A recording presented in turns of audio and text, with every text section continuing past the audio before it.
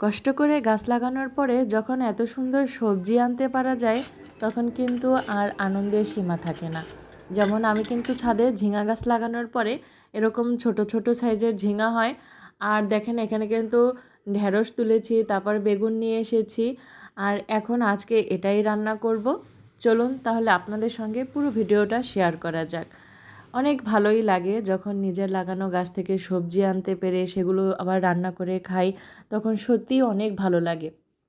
কারণ অনেক সময় আরাম করতে মন চায়, শুয়ে থাকতে মন চায়, কিন্তু দেখা যায় গাছ লাগালে কিন্তু আর সেটা পারা যায় না।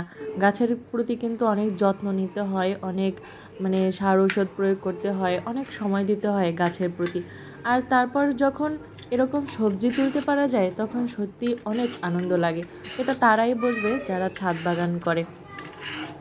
আর এই যে দেখেন এখন কিন্তু আমি ঝিঙাগুলোকে খুব সুন্দর করে খোসা ছাড়িয়ে নিচ্ছি, আর তারপর এগুলোকেই রান্না করব। পুরো ভিডিওটা দেখতে হলে সঙ্গেই থাকুন। ভালোই লাগছে কিন্তু আমার সবজি কাটছি আর মনে মনে চিন্তা করছি যে যাই হোক ভালোই হলো, তাও নিজের গাছের লাগানো সবজি খেতে পারছি একদম অর্গানিক পদ্ধতিতে, এটাই অনেক আনন্দের। আর ঝিঙাগুলোকে আমি এভাবে ছোট ছোট সাইজের করে কেটে নিচ্ছি। প্রথমে লম্বা করে কেটে তারপর মাঝখানে একটা কাটা দিয়ে দিচ্ছি। আর এগুলোকে আমি আজকে রান্না করব। আর আরেকটা কথা, আপনারা যাদের একটুখানিও জায়গা পড়ে থাকে চেষ্টা করবেন গাছ লাগানোর জন্য। কারণ গাছে যখন একবার ফল ধরা শুরু করবে না, তখন শুধু লাগাতেই ইচ্ছে করবে। যেমন আমি প্রথমেই একেবারে পুঁই শাকের ডাঁটা দিয়ে শুরু করেছি, 5 লিটারের তেলের বোতল দিয়ে শুরু করেছি।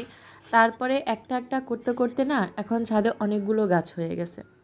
শুধু মনেই চায় গাছ বাড়াতে, কমাতে আর ইচ্ছা করে না।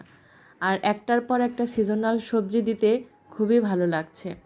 আর হাতে যখনই টাকা হয় শুধু গাছের পেছনে সব কিছু কিনি, টব কিনি, সার ঔষধ কিনি, গাছের জন্য একটা একটা করে শুধু কিনতেই থাকা লাগে। আর ভালোও লাগে। তবে সবচেয়ে আনন্দের বিষয়টা তখন যখন একদম মনের মতো করে সবজি তুলতে পারা যায়। আর আজকে কিন্তু আমি ঝিঙা ডিম দিয়ে রান্না করব। আমার কাছে ডিম দিয়ে ঝিঙা আর আলু দিয়ে রান্না করলে কিন্তু বেশ ভালোই লাগে, সেই ঝোলটা খেতে অনেক ভালো লাগে। আর ডিম কিন্তু সিদ্ধ আমার অলরেডি শেষ, এখন আমি এগুলোকে খোসা ছাড়িয়ে নিচ্ছি, তারপর শুরু হবে রান্নাবান্না।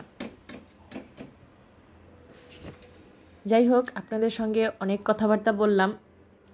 আমার ভিডিও যদি আপনাদের ভালো লাগে লাইক দিয়ে কমেন্ট করে দেবেন। আমার ভিডিওটা আপনাদের কেমন লাগছে কমেন্ট করে জানাবেন। আর আমার পেজটিকে ফলো দিয়ে পাশে থাকবেন। যারা ইউটিউব চ্যানেল থেকে দেখছেন তারা আমার চ্যানেলটিকে সাবস্ক্রাইব করে পাশে থাকবেন। এদিকে আমার কিন্তু সব কিছু গোছানো শেষ, এখন রান্না বসিয়ে দিচ্ছি।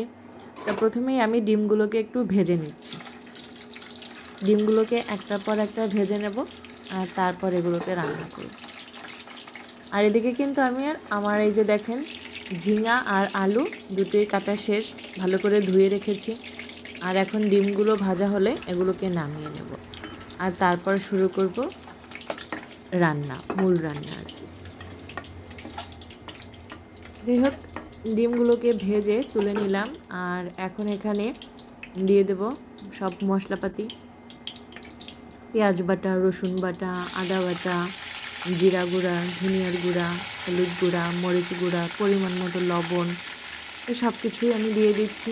আর তারপরে খুব ভালো করে মশলাগুলো কষিয়ে ঝিঙা, আলু, ডিম সব কিছু একসাথে ভালো করে কষিয়ে নিচ্ছি।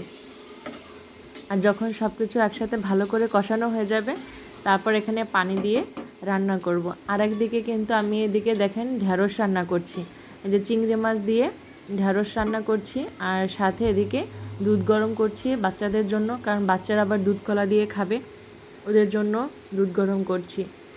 তো দেখেন গাছের ঢ্যাঁড়স রান্না করলাম, গাছের ঝিঙা দিয়ে আলু দিয়ে ডিম রান্না করলাম। আজকে কিন্তু আমার বাজারে যেতে হলো না। এটা কিন্তু অনেক বড় একটা শান্তি, যে একদম বেশি বাজারের যে সবজিগুলো কিন্তু অনেক সার ওষুধ দিয়ে খুব দ্রুত তারা বড় করে ফেলে, কিন্তু নিজেদের লাগানো সবজি এভাবে খেতে সত্যি অনেক আনন্দের। তাই বলছি আপনাদের অল্প একটু জায়গাও যদি থাকে চেষ্টা করবেন সেখানে গাছ লাগানোর জন্য। আর একবার যদি গাছ লাগানো শুরু করেন তাহলে আপনি গাছের প্রেমে পড়ে যাবেন। মনে রাখবেন, আমার কথাটা মিলিয়ে নেবেন। আর আমার ভিডিও ভালো লাগলে লাইক দিয়ে কমেন্ট করে পাশে থাকবেন, পেজটিকে ফলো দিবেন। আল্লাহ হাফেজ।